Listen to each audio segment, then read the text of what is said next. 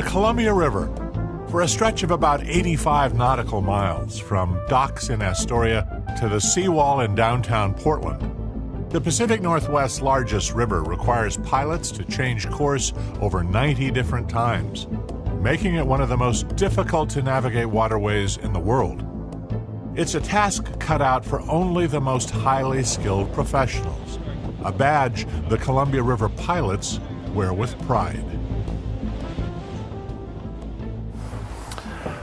But during rough weather conditions or low visibility, this already daunting procedure can become especially treacherous. If there's bad weather and there's some rocky seas or swells in the water, it's very potentially dangerous for anyone. They have to climb up a Jacob's ladder. You know, it's a rope ladder that can be slick or maybe not properly secured at the top. Yeah, rain or snow or anything that makes a slick surface can actually potentially affect a person from going into the water. We also have things, slips, trips, and falls.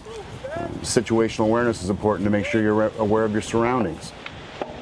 To better serve pilots and crews during transfers, Foss Maritime has replaced the historic pilot boat, the Arrow II, with the brand new Connor Foss. The Connor Foss introduces a number of improved, state-of-the-art safety features. In this video, we'll identify these new features and go over best safety practices for both pilots and crew during river transfers. We'll also talk about steps you should take in the event of a man overboard, doing everything you can to ensure a safe and timely rescue. Cold immersion is a life-threatening event. And finally, we'll hear from experts Dr. Raymond Jarris and Coast Guard Chief Jeremiah Wolf about what will happen if you find yourself in the water, including a few precautions and survival techniques that for some could spell the difference between life and death. First, let's take a little tour of the Connor Foss and check out what's new.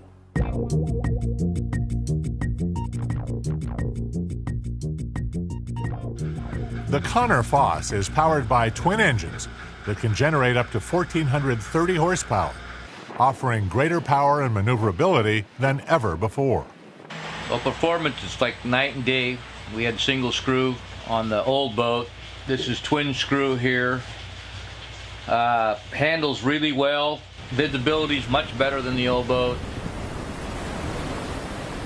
The historic Arrow II was retired in 2012 after 50 years of service on the Columbia River.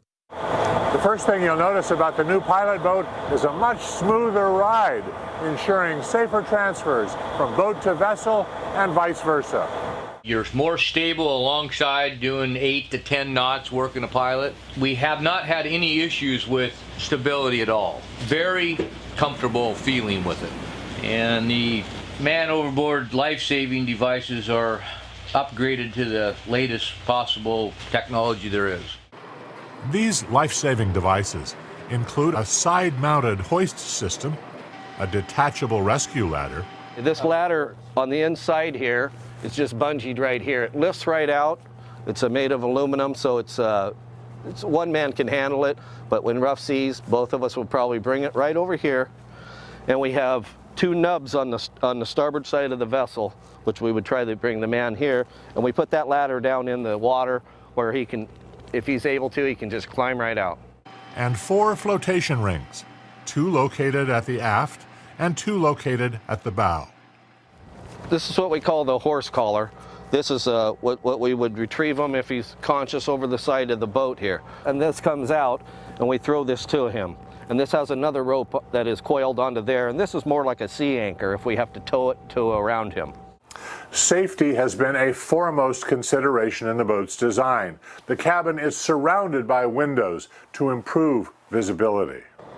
There's a built-in speaker for onboard communication, controls on the stern should the captain need to leave the cabin, and a wet exhaust system in place of the old obstructive smokestack.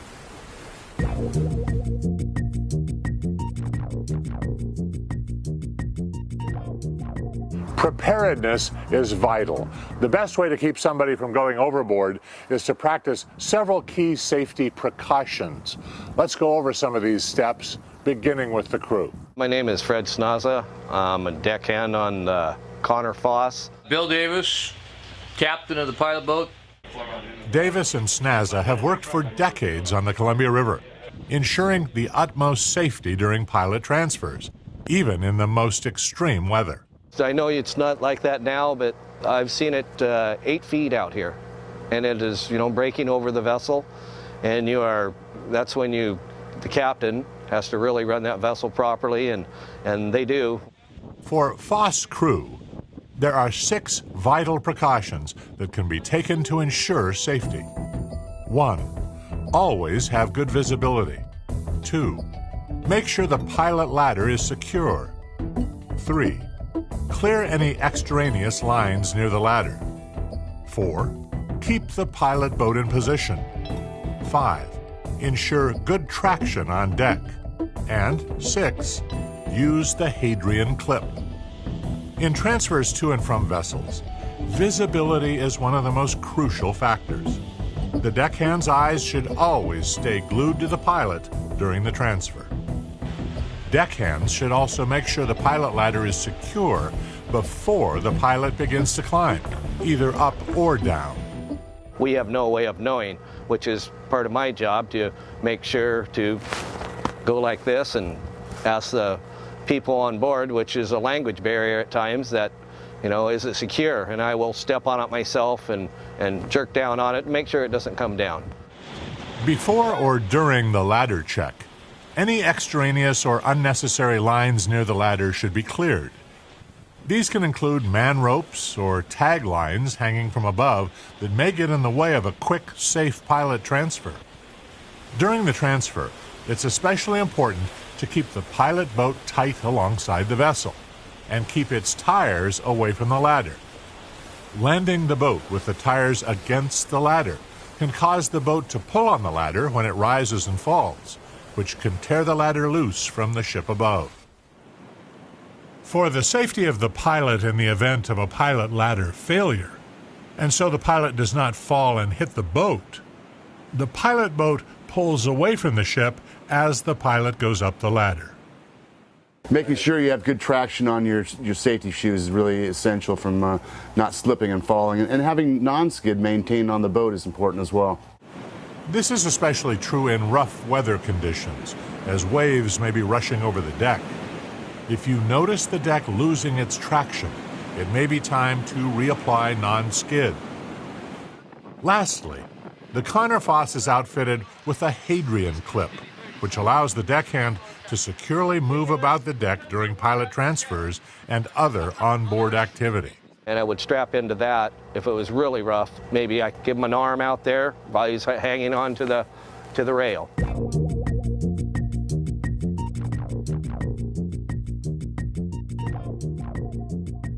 River pilot Stu Richard has engaged in thousands of pilot transfers and knows the dangers of the job.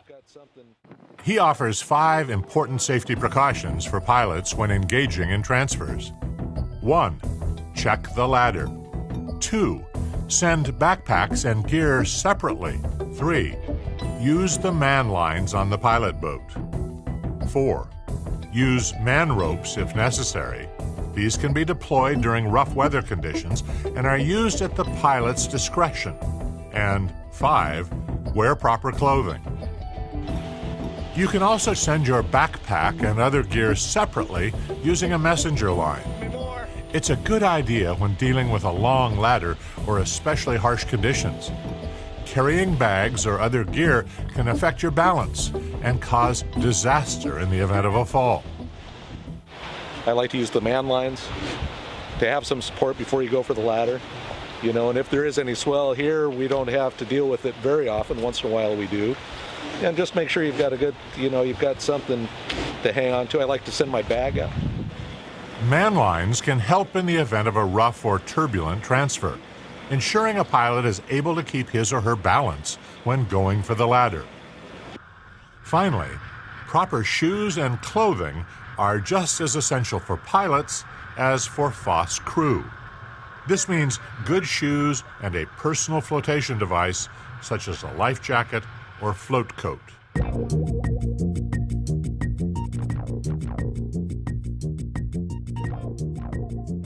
If you should find yourself in a situation where someone has gone into the water, timely execution of the rescue is crucial. Here are the key steps to follow. Okay, I'll get a line out. Do you have to notify anybody, like on channel 16, that we're doing a drill in case somebody... These steps are continually reinforced with both training and live drills. We'll now show you a live man overboard drill to give you a better sense of what you can do should an incident occur. The first thing to do if you see someone go into the water, yell "man overboard," specifying the side of the ship the victim is on. The deckhand keeps his eyes on the victim and stays in constant communication with the captain of the boat.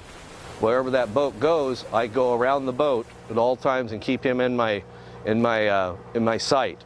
The captain, upon hearing "man overboard," should immediately radio for help on channel 16. We immediately alert the SAR system. That means that we dispatch Coast Guard helicopters and response boats as quickly as we can to get that person out of the water. If the deckhand or anyone else on board has gone in the water, the captain should radio for help first, then switch to the boat's stern controls if necessary to keep a better eye on the victim. As soon as possible, deploy life rings. Life rings may be deployed both from the pilot boat as well as the bridge of the vessel, depending on the incident. If at night, it's crucial to deploy the life ring with light attached. We have a life ring and a beacon that we throw into the water immediately, same place he went in. Just in the back door we have a spotlight, handheld, and I'll use that at night if it's nighttime, and they usually all have reflective stuff on their life jackets. After life rings have been deployed, you must determine the best rescue procedure, still keeping constant eye contact with the victim. This will depend on the nature of the incident as well as the condition of the victim. As difficult as it is, the person in the water has to remain calm because people trying to rescue them have to have an opportunity to get to that person to successfully get them back on the boat. You'll then want to affix the rescue ladder to the Foss starboard side. If the victim is close enough to the boat and conscious, they may be able to climb the ladder unassisted. If this is not possible and the victim is struggling, throw the life sling and sea anchor and tow it around the man overboard if necessary. This will keep the victim stable and afloat. The side-mounted hoist system can then be used to snatch pilots or crew out of the water if the victim is hypothermic or unconscious. Whatever the rescue procedure, once the victim is aboard, immediately assess his or her condition and get the victim warm.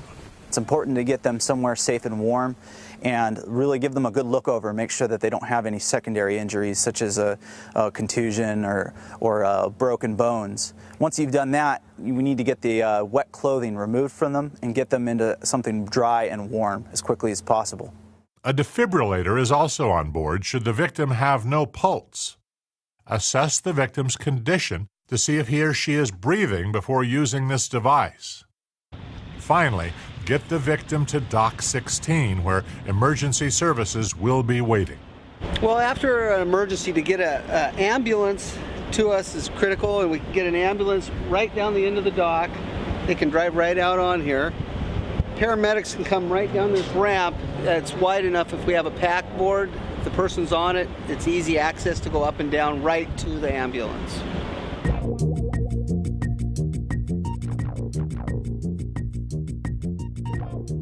It's a situation you never want to find yourself in. What if you are the man overboard? It's unlikely to happen, but in the event it does, we've talked to two experts that can tell you what to do if you find yourself in the cold waters of the Columbia River.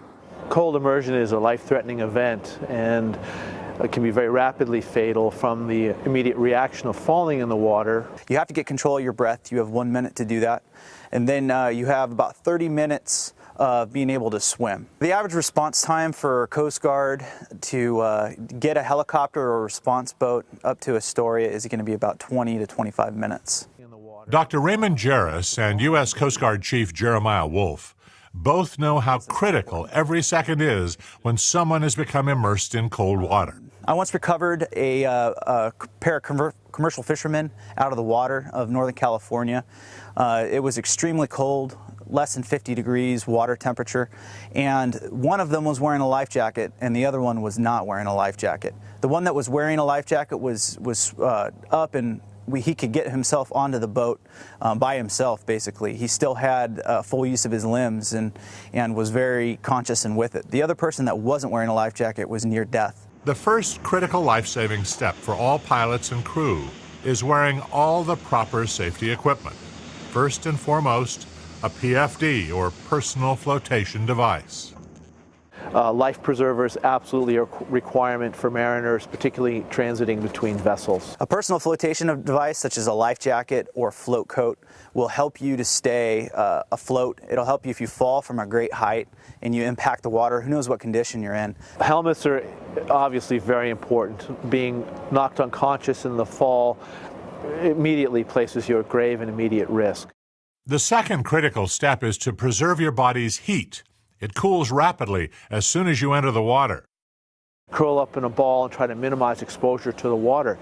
If there's some way for you to get out of the water, that's critically important. Wearing non-cotton undergarments and maybe Gore-Tex dry suit or something to keep the water off of you is the best way. Wearing a coverage on your head, so a beanie or some type of other hypothermia protective clothing for your head, and gloves. Better clothed they are, prepared for the cold water, the more likely they are to withstand the cold exposure. Coming at ya! Finally, cooperation with rescuers and participation in your rescue is vital. Though it may be difficult in such a panicked state, do whatever you are told. There's often a period of confusion and uncertainty as to where you are, leading to panicked behavior. When you're taken from the water and being rewarmed to participate in the process, cooperate, you may become confused, but know that they're taking the best care of you possible.